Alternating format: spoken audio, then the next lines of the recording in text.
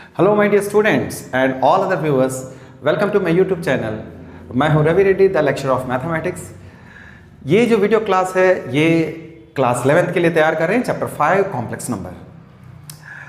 Complex number की introduction पिछले video में दे चुका हूं मैं। अगर आप इस वीडियो को उसने पिछले वीडियो नहीं देखा तो प्लीज़ उसे फॉलो करें। अब किसी भी वीडियो को, किसी वीडियो लेक्चर को, यानी कोई चैप्टर शुरू होती है तो स्टार्टिंग से देखेंगे तो आपको जो अगली वीडियो, अपकमिंग वीडियो है, उसकी मेरिट समझ में आएगी बेटा, है ना। उसकी जो कंटेंट है, उसके जो डेफिनेशन है, उसके जो कॉन्सेप्ट्स हैं, उसके जो मैनिपुलेशंस हैं, all you will get with a merit, है ना। मेरिट का मतलब आप रियलाइज कर पाएंगे कि हाँ ये बात इस तरह से क्यों कही है, ये ऐसा क्यों हो रहा है ना। ठीक जैसे ड्रामा शो में होते हैं, ड्रामा में, वेब सीरीज में होता है, आप एपिसोड एक के बाद एक देखते हो, अब बीच में देखने लगोगे तो नहीं समझ में आएगा। सो प्लीज़ आप उस पिछले वीडियो को देख लें तो इंट्रोडक्शन बहुत अच्छे से समझ में आ जाएगा। वो लाइव क्लास थी तो मैं स्टूडेंट के इंटरेक्शन के साथ करा रहा था। आप उसे देखोगे तो इस वीडियो को और अच्छी तरह से आप समझ पाएंगे। वैसे ये इतना मुश्किल नहीं है, आपको इजीली समझ में आएगा। कॉम्प्लेक्स नंबर्स के बारे में हम लोग पढ़ रहे थे। कॉम्प्लेक्स नंबर्स हैं क्या? कॉम्प्लेक्स नंबर जो कि चैप्टर 5 है, एक इंटरेस्टिंग चैप्टर है। ये इमेजिनरी नंबर्स के बारे में है। इमेजिनरी नंबर कैसे? Those numbers which are not real. Till the class 10th you have studied only the real numbers. The real numbers are what? Real numbers are those which you can put on the number line. Every real number, either rational or irrational, have a unique place. Have a unique place on the number line. But some numbers are there which cannot be put on the number line. They are known as the imaginary line. Imaginary numbers. So these imaginary numbers are builders of the complex numbers. Imaginary numbers आप जानेंगे then you can understand the complex numbers because they are based on the imaginary numbers. Imaginary numbers होते क्या हैं?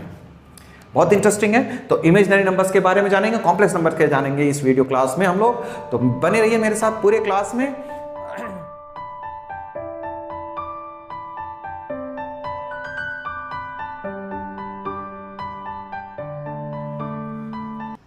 Welcome back my dear students. हम लोग आगे बढ़ाते हैं क्लास को, कॉम्प्लेक्स नंबर्स को। जैसे कॉम्प्लेक्स नंबर्स का जो ओरिजिन है, मैंने आपको ये बताया था आई, ये एक लेट किया हुआ टर्म है, एक स्टैंडर्ड नोटेशन है।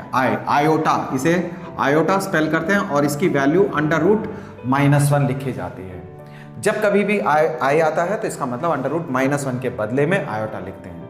इस पूरे चैप्टर में हम आयोटा से कंसर्निंग रहेंगे।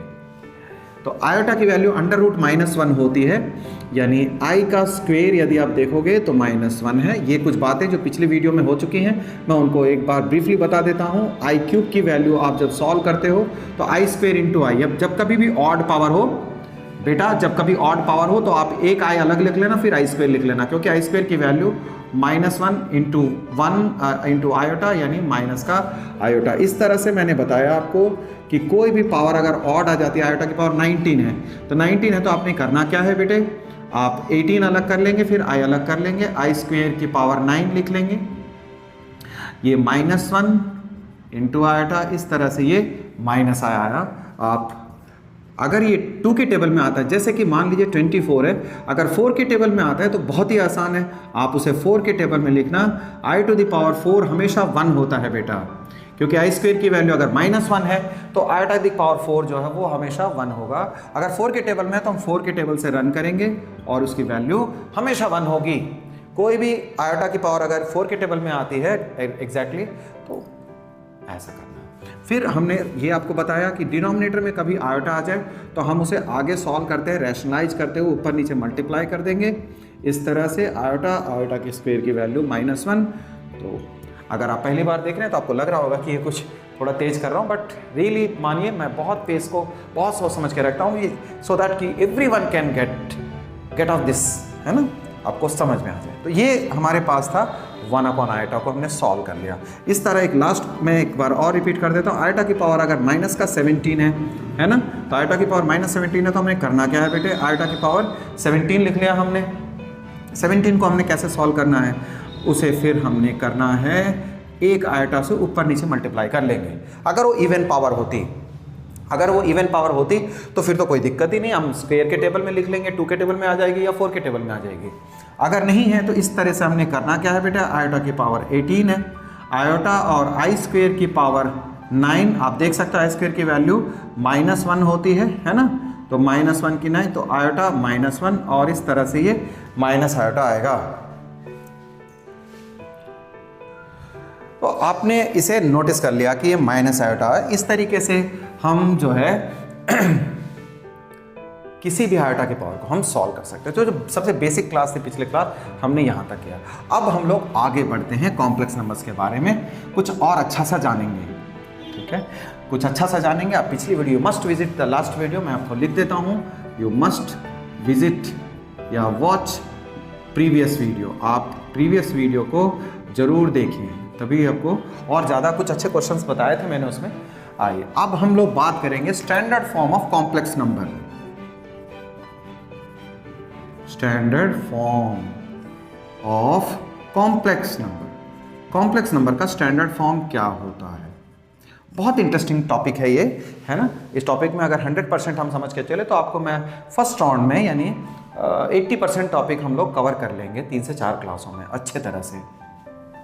Standard form of complex number. Standard form of complex number होता क्या है, इसको किस तरह से लिखते हैं? सबसे पहले तो मैं आपको ये बताऊं कि स्टैंडर्ड फॉर्म का मतलब क्या है मेरा, वो what do you mean by the standard form. जरा से याद कीजिए, क्वाड्रेटिक इक्वेशन याद कीजिए। आपको पूछा जाता है क्वाड्रेटिक इक्वेशन कैसी है, तो क्या है स्टैंडर्ड फॉर्म उसका, तो आप कहते हो कि ax² + bx + c = 0। अंडरस्टैंड? आपने लिखा है ना उसे, आपने लिखा है ax² + bx + c = 0 एक स्टैंडर्ड फॉर्म है क्वाड्रेटिक इक्वेशन का। ये स्टैंडर्ड फॉर्म होती है, यानी x² वाली टर्म पहले, फिर बाद में x वाली टर्म, फिर कांस्टेंट टर्म।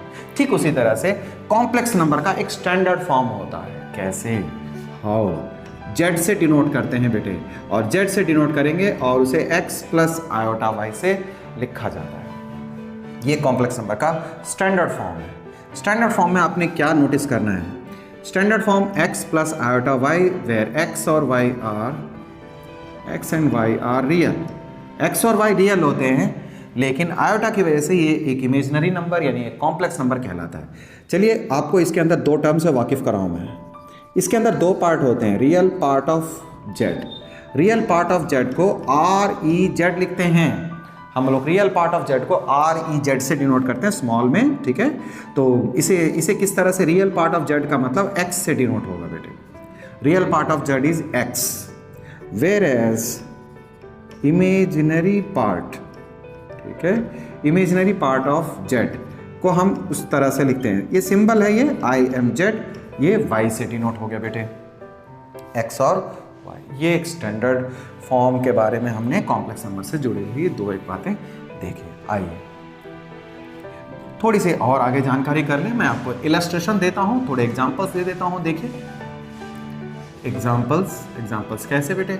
Z1 है ना, Z1 एक कॉम्प्लेक्स नंबर है, मान लो मेरे पास -3 + 4 आएगा सपोज करो, है ना। तो इसके अंदर रियल पार्ट क्या होगा? रियल Z1 है ना, रियल Z1 लिखा मैंने, तो आप कहोगे -3, और इमेजिनरी Z1 कहा बेटे, तो आयोटा का जो कोफिशिएंट होगा वो मेरा इमेजिनरी पार्ट होता है, इमेजिनरी पार्ट कहेंगे। IMZ1 लिखा मैंने, ये पहले एग्जाम्पल थी मेरी। आइए सेकंड एग्जांपल लिखता हूँ, Z2 इज इक्वल टू, मान लीजिए 2 + √3 i/7 सपोज करो। एक कॉन्सेप्ट की फ्लो होती है। आप स्टार्टिंग से लास्ट तक वीडियो में जब बने रहते हो तो अनडाउटेडली आपको एक मजा सा आता है, ठीक है। और हम भी यही समझ के तो चलते हैं कि हम तो ये कभी समझते नहीं कि आप 20 से देखना शुरू कर दोगे।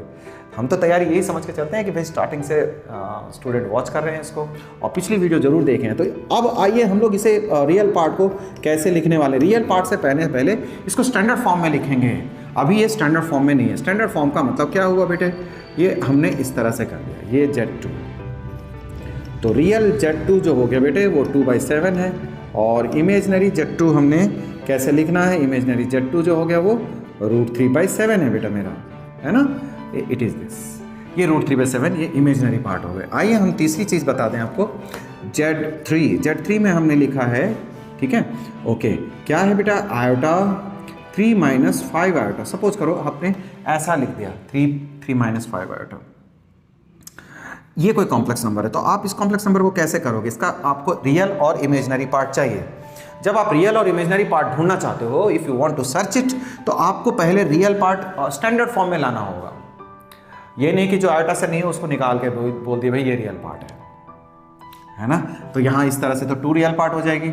नो, ऐसे नहीं, पहले उसे स्टैंडर्ड फॉर्म में लाएंगे। स्टैंडर्ड फॉर्म का मतलब रियल पार्ट कंप्लीटली अलग, इमेजिनरी पार्ट कंप्लीटली अलग हो, डिनोमिनेटर में आयोटा ना हो, तब हम उसे स्टैंडर्ड फॉर्म में लाएंगे और उसके बाद रियल और इमेजिनरी हम ढूंढेंगे बेटे। तो आयोटा के साथ मल्टीप्लाई कर दीजिए 3 आयोटा माइनस 5 आयोटा का स्क्वायर, ठीक है। और आयोटा स्क्वायर आप देख सकते हो, आयोटा स्क्वायर की वैल्यू -1 होती है मेरे लिए। Iota square is equals to -1 stand करता है, तो ये आ गया 3 आयोटा माइनस 5 और -1। तो इस तरीके से ये माइनस माइनस प्लस हो गया।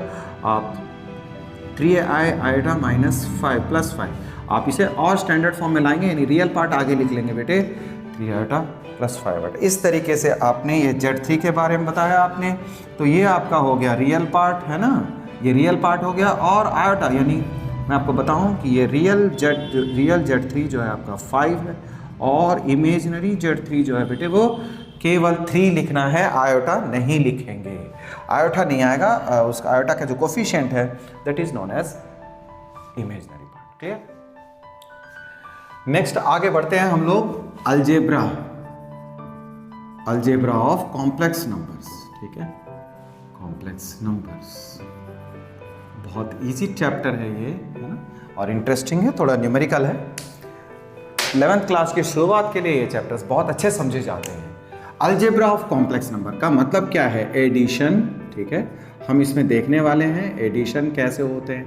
एडिशन एंड सब्ट्रैक्शन बात एक ही है, एडिशन एंड सब्ट्रैक्शन पहला। दूसरा प्रोडक्ट, मल्टीप्लिकेशन और तीसरी बात है इक्वालिटी। ये 2-3 चीज़ें मैं आपको एक साथ बताने वाला हूँ। ये 3 बातें अगर हम लोग देखते हैं तो कुछ अच्छे कॉन्सेप्ट्स को हम लोग समझ पाएंगे। बहुत सिंपल है बेटे, देखिए एडिशन कैसे होंगे।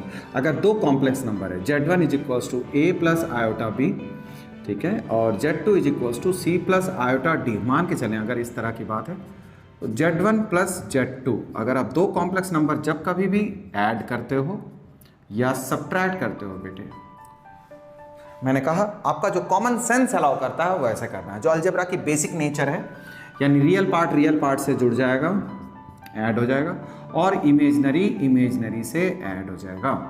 ये इस तरह से Z1 प्लस Z2 आ गया बेटा। आपको ऐड करना है, अगर आप सब्ट्रैक्ट करने का सोचते हैं, ठीक है, तो आपको कुछ जब दोबारा लिखने की ज़रूरत नहीं है। मैं तो दोबारा नहीं लिख रहा, आप यहाँ पर माइनस सिंबल दे देंगे तो ये माइनस इसी तरह से हो जाएगा। ये हो गया एडिशन एंड सब्ट्रैक्शन। आइए प्रोडक्ट करने की बताऊँ मैं आपको, मल्टीप्लाई कैसे करते हैं। Z1 इंटू Z2, ठीक है, Z1 इंटू Z2 के लिए आपने कहना है A प्लस आयोटा B और C plus iota D। Okay, then multiply कर दें सबको, सबसे A को C प्लस आयोटा D से plus iota B C plus iota D से कर दें, तो AC plus iota AD plus iota BC iota square BD, ऐसे बेटे ये मल्टीप्लाई कर रहे हैं हम लोग।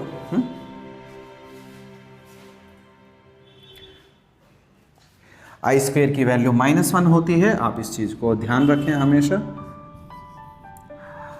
इस पूरे चैप्टर में एक बात आपको बतानी है, आई से अगर बड़ी पावर है तो आप उसे सिंप्लीफाई करोगे।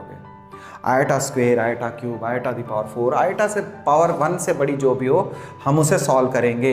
बट आयोटा की वैल्यू पूरे चैप्टर में कभी भी हम आयोटा की वैल्यू √-1 नहीं लिखेंगे।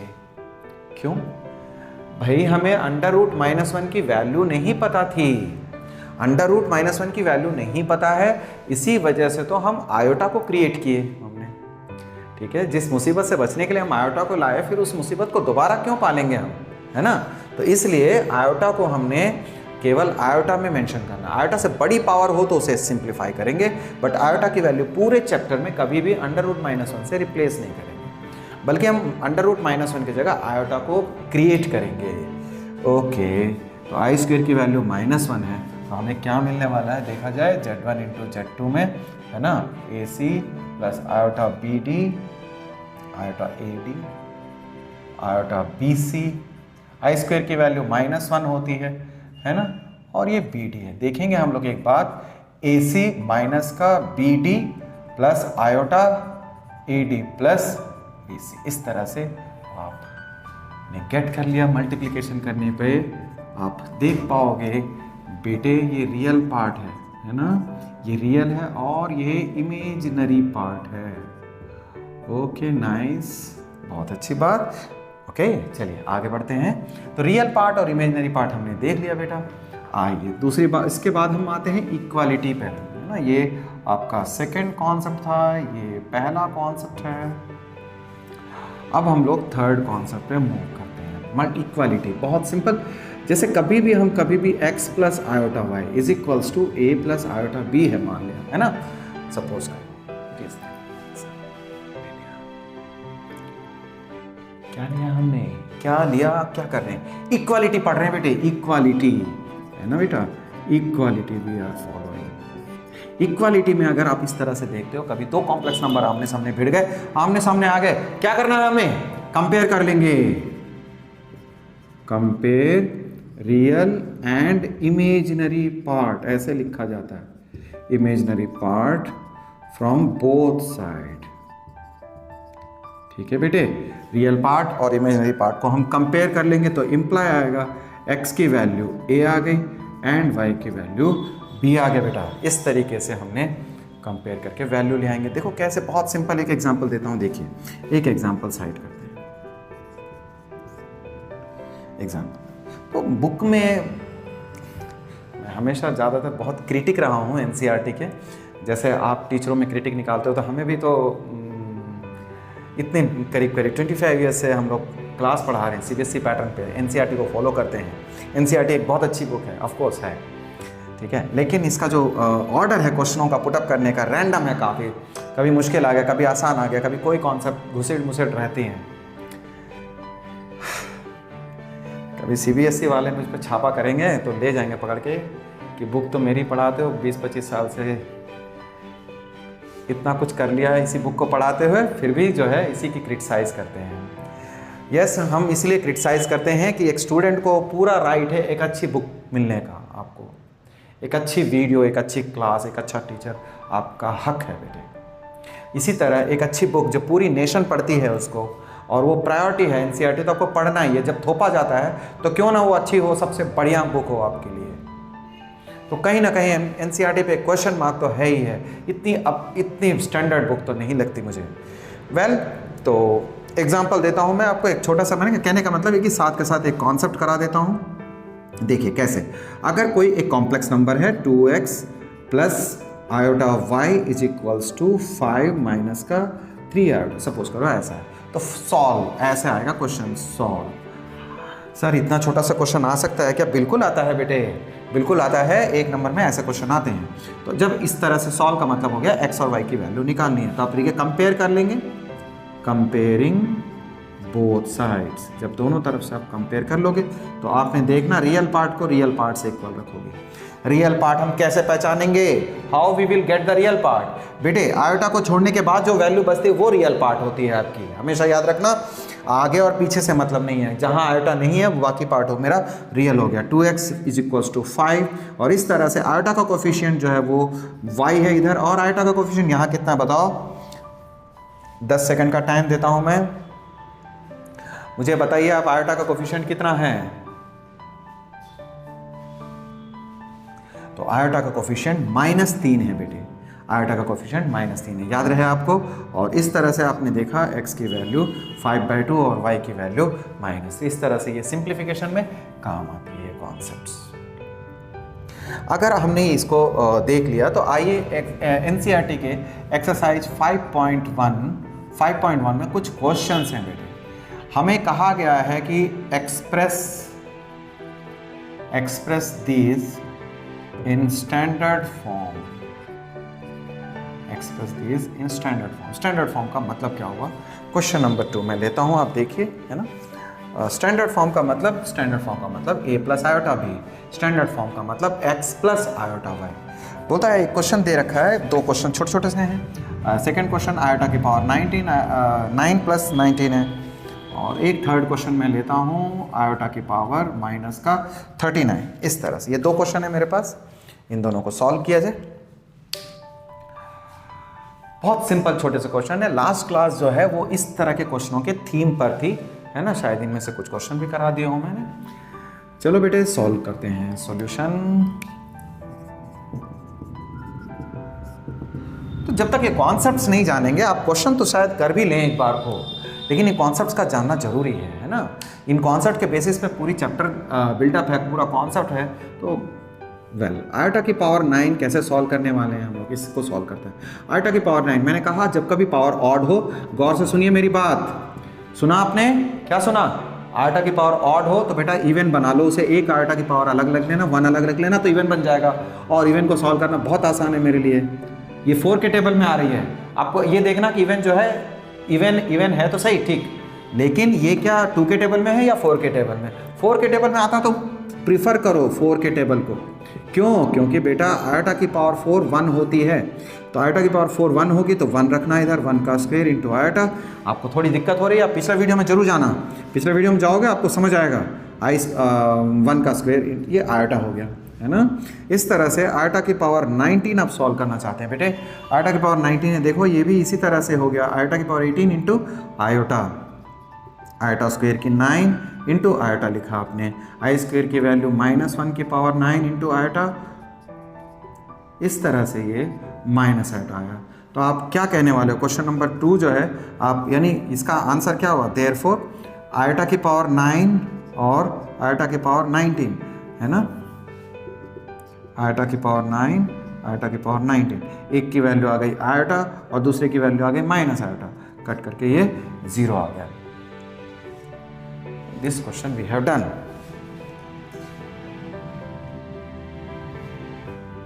तो ये थोड़ा नीचे जा रहा है। वेल आइए मैं सेकंड क्वेश्चन नंबर 3 यहाँ सॉल्व करवाता हूँ। I have space here, iota की पावर -30, इसे कैसे देखने वाले हैं?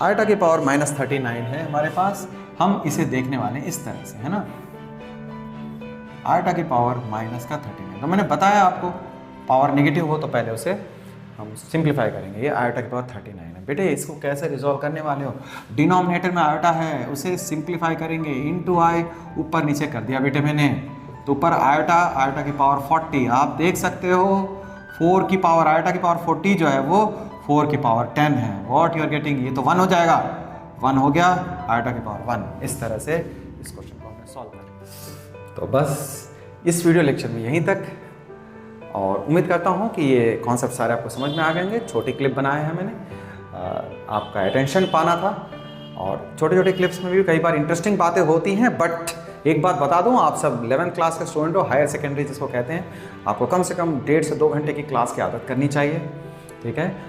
वीडियो लेक्चर हो चाहे कुछ भी हो, आप अटेंशन देने की आदत रखिए, पेशेंस रखना है, और वीडियो की मेरिट को देखना है। और वीडियो अच्छी लगती है तो लाइक करना, अच्छी ना लगे तब भी आप, नहीं लाइक करने के लिए नहीं कह रहा हूँ, डिसलाइक करने के लिए तो कतई नहीं कहूँगा, लेकिन कमेंट जरूर करें। आप कमेंट करते हैं तो हमें आइडिया लगता है कि क्या कमी रह गई, हम उससे दूर करेंगे नेक्स्ट वीडियो में। आपकी प्रेजेंस पता चलती है, आपका साथ का एहसास होता है जब आप वीडियो में कमेंट करते हैं तो, है ना। और एक ग्रैटिट्यूड भी है, आपने कुछ देखा, आपको कुछ अच्छा लगा, आप कुछ उम्मीद करते हो मुझसे, तो आप ज़रूर कमेंट करोगे। आप 100% के साथ आपने वीडियो देखा है, लेक्चर को सुना है, तो आप मुझे मेरा आई डिज़र्व कि आप एक कमेंट करें उसमें कि, और उसमें मेरी कमी निकालें आप, ताकि हम उसको नेक्स्ट वीडियो में आपके मुताबिक और अच्छे से बना सकें। तो बने रहिए बेटे, नेक्स्ट वीडियो में आपको फिर से देखना चाहूँगा। मिलते हैं अगली वीडियो में। Till then keep doing practice, all the best.